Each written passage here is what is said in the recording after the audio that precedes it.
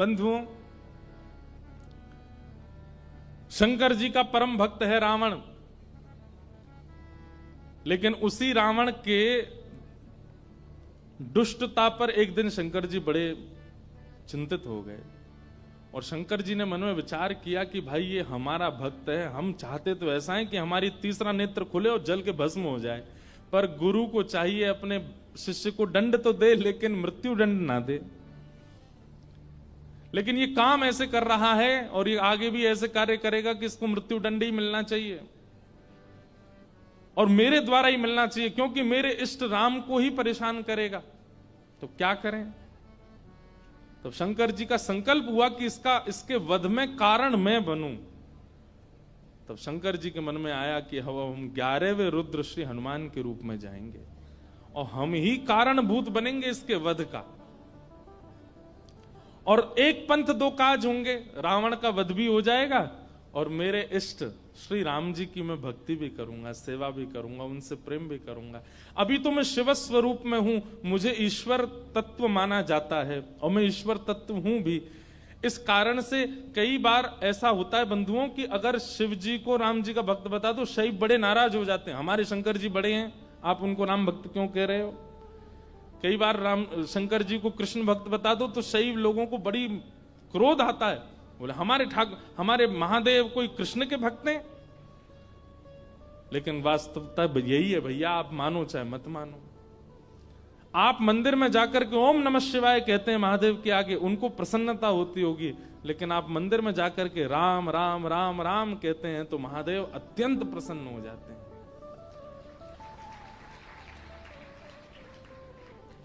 सहस्त्र नाम तत्तुल्यम राम नाम वरानने। हजारों बार कोई राम नाम कहता है तब राम नाम को सुनने के लिए महादेव स्वयं प्रकट हो जाते हैं। कृष्ण नाम सुनकर के स्वयं प्रकट हो जाते हैं महादेव। तो महादेव ने विचार किया कि मेरे इष्ट की सेवा भी हो जाए और ये दुष्ट रावण का वध भी कारण मैं बनूं। तब महादेव ने विचार किया और ऋषियों से कहा कि भाई ऐसा हमारा मन का विचार है कि हमारा ही तत्व जावे पृथ्वी पर और राम जी की सहायता करे रावण वध में, और राम जी की सेवा आराधना भी कर ले। तब ऋषियों ने कहा महाराज, इस धराधाम पर पृथ्वी पर आपके तेज को धारण करने की सामर्थ्य किसी स्त्री में नहीं है, कौन धारण करेगा। तब ब्रह्म लोक की एक अप्सरा थी, उनका नाम था कुंजस्थला। उन्होंने एक ऋषि का उपहास किया, बहुत ध्यान से सुनिएगा, और उस उपहास के कारण ऋषि ने उनको शाप दे दिया कि तुम बानरी हो जाओ। इतनी जोर से हंस रही हो संतों के ऊपर। एक बात बता दें आपको, जो संत ऋषि महंत भक्त वक्ता वैष्णवों के ऊपर या उनकी भक्ति के ऊपर हंसी करते हैं, उनको ही बानर बनना पड़ता है अगले जन्म में। इसलिए कभी किसी भक्त की हंसी मत करना। तो कुंजस्थला को शाप दे दिया, बोले जाओ तुम बानरी बन जाओ। लेकिन क्रोधापि देवेन वरेण तुल्यम, बड़े लोगों का क्रोध वरदान के समान होता है। वो क्रोध में श्राप तो होता है पर उसमें वरदान भी होता है। कुंजस्थला अंजनी मैया के रूप में पृथ्वी पर प्रकट हुई और आपका विवाह बानर राज केसरी जी के साथ में हुआ। पर केसरी जी को भी शाप लगा हुआ था, ऋषियों ने श्राप दे रखा था कि आपकी कोई संतान नहीं होगी। कैसे संभव हो। और तभी महादेव ने मन बनाया कि भाई हमारा अंश स्वरूप पृथ्वी पर आवे। तो महादेव की नित्य आराधना करती थी अंजनी मैया। ऋषियों ने अंजनी मैया को चुना, बोले यही हैं जो महादेव के तेज को, महादेव के बल को, महादेव के जो आत्म तत्व है उसको भीतर स्वीकार कर सके। इनका तप अद्भुत है। और क्यों ना हो, विवाह के उपरांत भी ब्रह्मचारिणी थी अंजनी मैया। बहुत ध्यान से सुनिएगा। एक दिन पर्वत पर बैठ करके अंजनी मैया महादेव की उपासना कर रही थी, तभी उनको स्पर्श का अनुभव हुआ। तुरंत अंजनी मैया ने नेत्र खोल करके कहा, मैं शाप दे दूंगी, कौन है, मेरा स्पर्श करने की हिम्मत किसने की।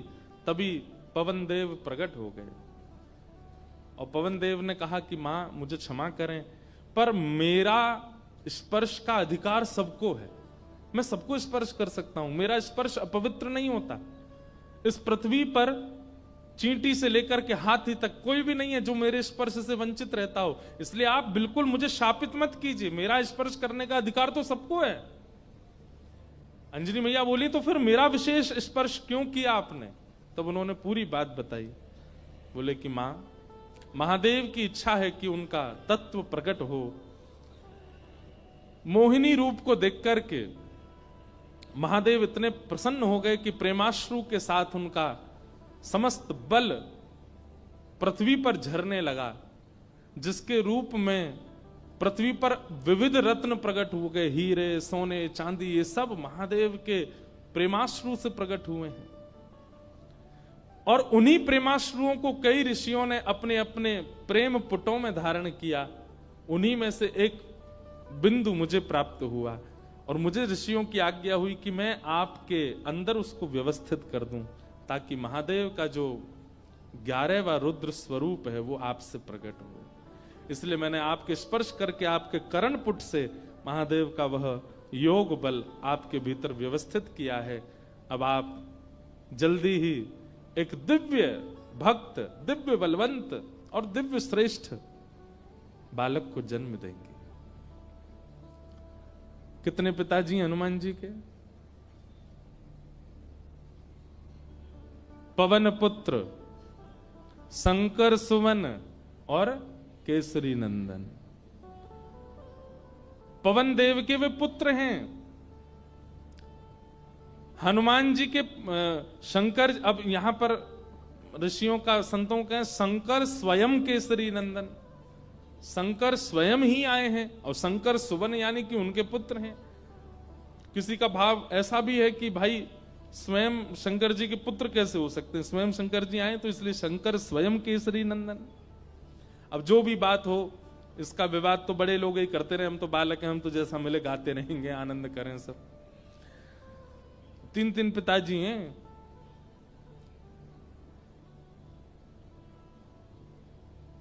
इस प्रकार आज ही के दिन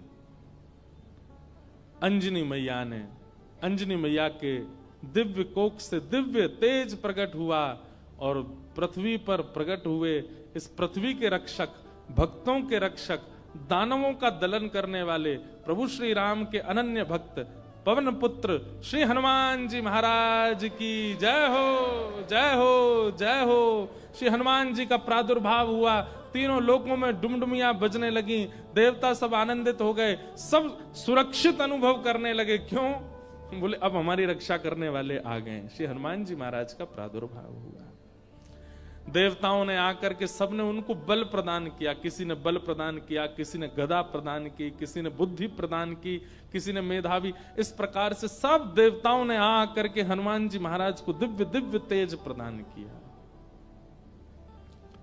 पर भैया एक बात सुनिएगा, हनुमान जी महाराज के पास एक भी वस्तु ऐसी नहीं है जिसकी कमी हो। वो भले ही बानर थे, पर बानर रूप में भी इतने सुंदर थे कि उनको देखने के लिए राम जी लालायित रहते थे कि कोई हनुमान जी को मेरे सामने बैठा दो।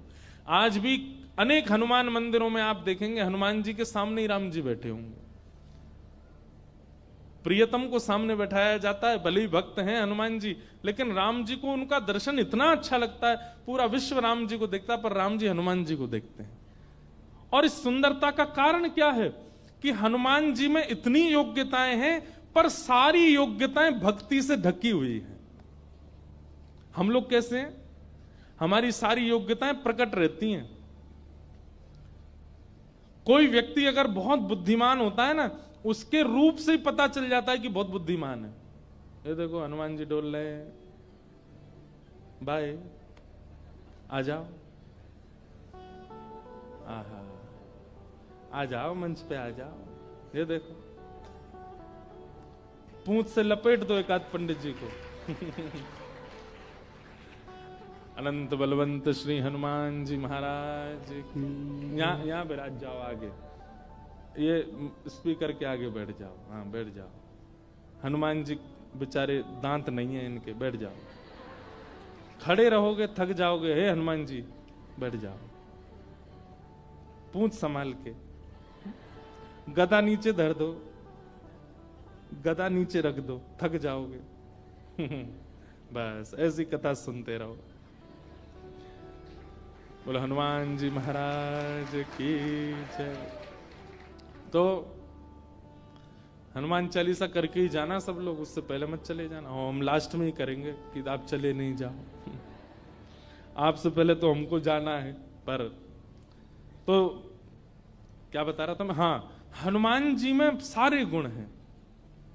अष्ट सिद्ध नवनिधि के दाता, असवर दीन जानकी माता। अष्ट सिद्ध नवनिधि के दाता। अष्ट सिद्धियां हैं, नवनिधियां हैं। महाराज हम पे तो एक सिद्धि आ जाए, सिद्धि नहीं भी आवे तो हम लोग फूले नहीं समाते। उन पे तो 8 सिद्धियां हैं, 9 निधियां। पर फिर भी हनुमान जी महाराज इतने दीन कैसे? भक्ति। किसी का ज्ञान प्रधान होता है, किसी का स्वरूप प्रधान होता है, किसी की योग्यताएं प्रधान होती है, पर हनुमान जी महाराज ने सबको गौड़ करके अपने भक्ति को प्रधान रखा है। अच्छा एक बात बताएं, हनुमान जी का एक गुण है, बहुत ध्यान से सुनिएगा। हम सब में कोई योग्यता आ जाती है, जैसे किसी को गाना आ जाए, किसी को बजाना आ जाए, किसी को नाचना आ जाए, तो अपने उस गुण के स्वामी हम खुद बन जाते हैं। जो भी गुण है हमारे अंदर, उस गुण के स्वामी कौन है? हम खुद बन जाते हैं। पर हनुमान जी ने अपने सारे गुणों का स्वामी राम जी को बना दिया। मेरे अंदर बल भी है तो राम जी की कृपा, मेरे अंदर बुद्धि भी है तो राम जी की कृपा, मेरे अंदर योग्यताएं भी हैं तो राम जी की कृपा। मैं सब जानता हूं पर अपने मन से कुछ नहीं करूंगा। राम जी कहेंगे तो ही करने जाऊंगा, तो ही करूंगा। पर हम लोग कैसे हैं? सारे गुणों को, सारी श्रेष्ठताओं को अपने ऊपर ले लेते हैं। इसलिए हम लोगों का उससे कल्याण नहीं होता, उससे कहीं ना कहीं हमारा मन विक्षिप्त रहता है। एक लीला सुना करके फिर हनुमान चालीसा गाते हैं। ठाकुर जी भी आ गए हैं। जैसे किसी की विदाई होती है तो कोई बहुत रोता है ना, तो उसको अंदर कमरे में ले जाके समझाते हैं। ऐसे बेचारे के समझा बुझा के लाए, बोले फिर आएंगे कोल्हापुर में, फिर भक्त चरित्र होगा, आप चल दो, ऐसे मत करो।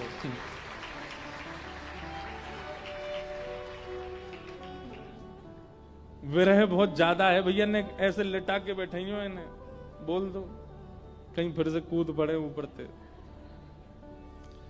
तो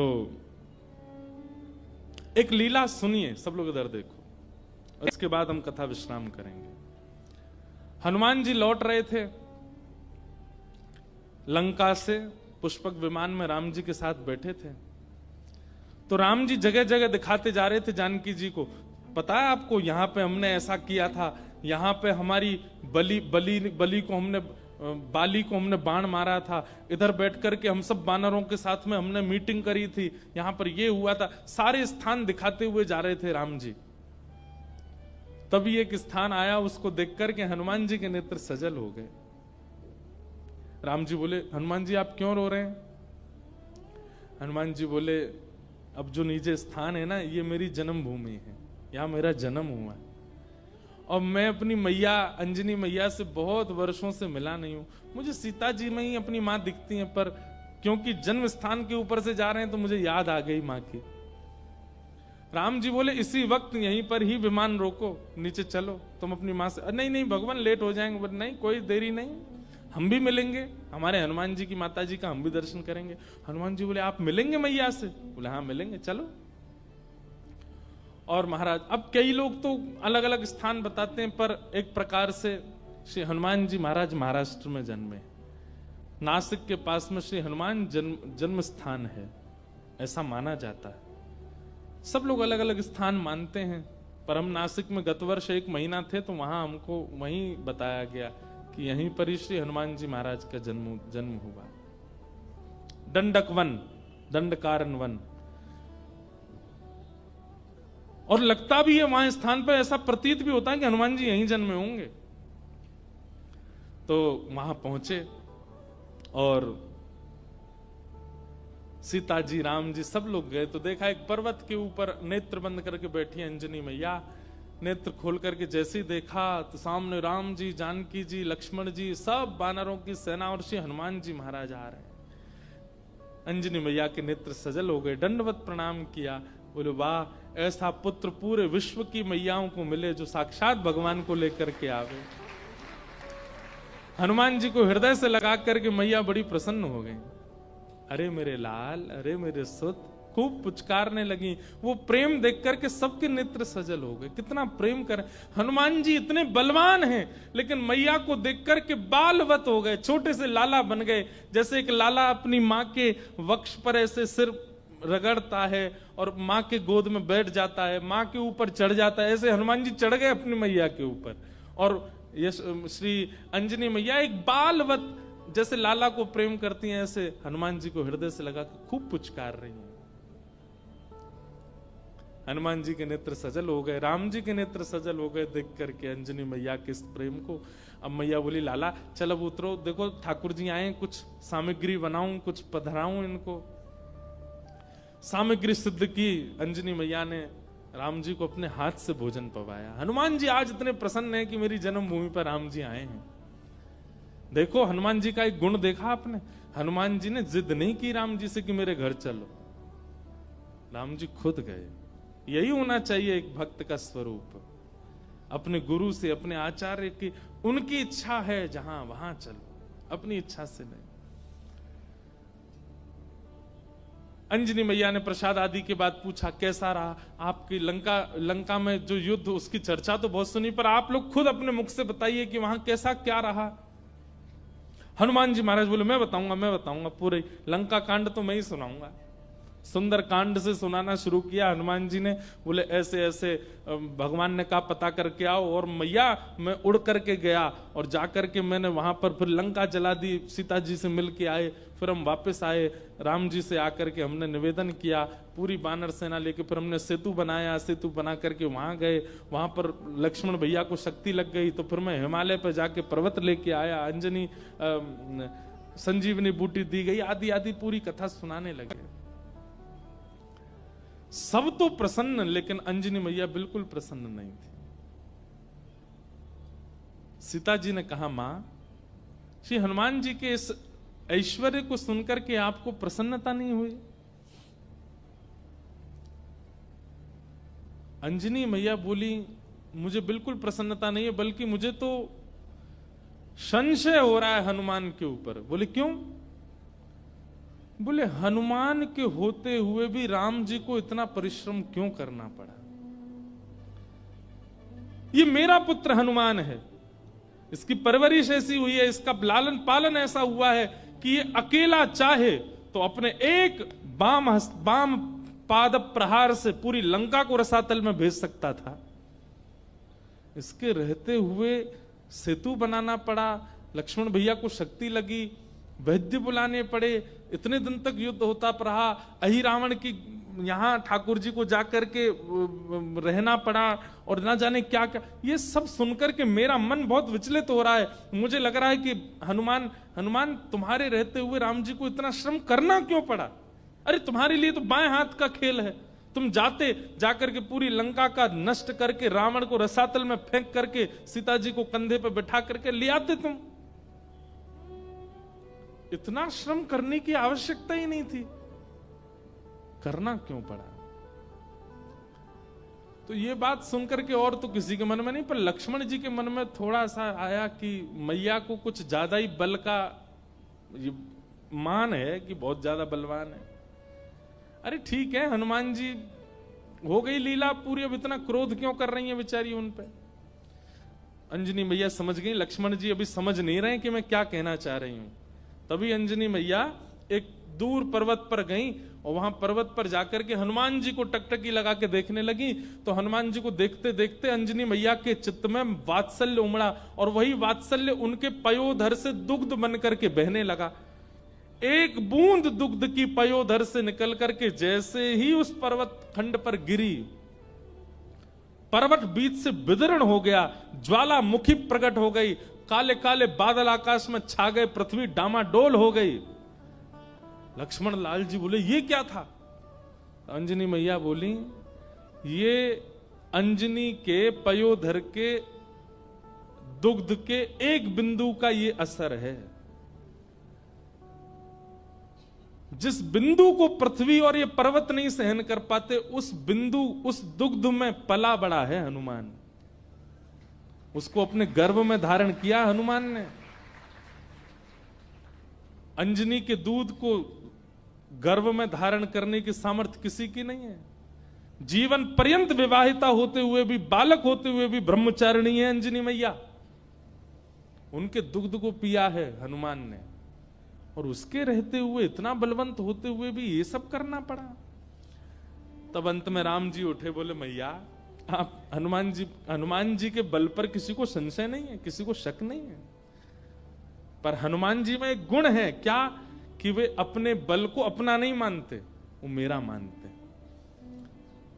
वे चाहे तो जाकर के रावण को मार सकते थे, लेकिन वहां भी चिंतन कर रहे थे राम की आज्ञा नहीं है मुझे। वे चाहते तो पूरी लंका को जला नहीं, रसातल में फेंक देते, उठा करके उखाड़ करके।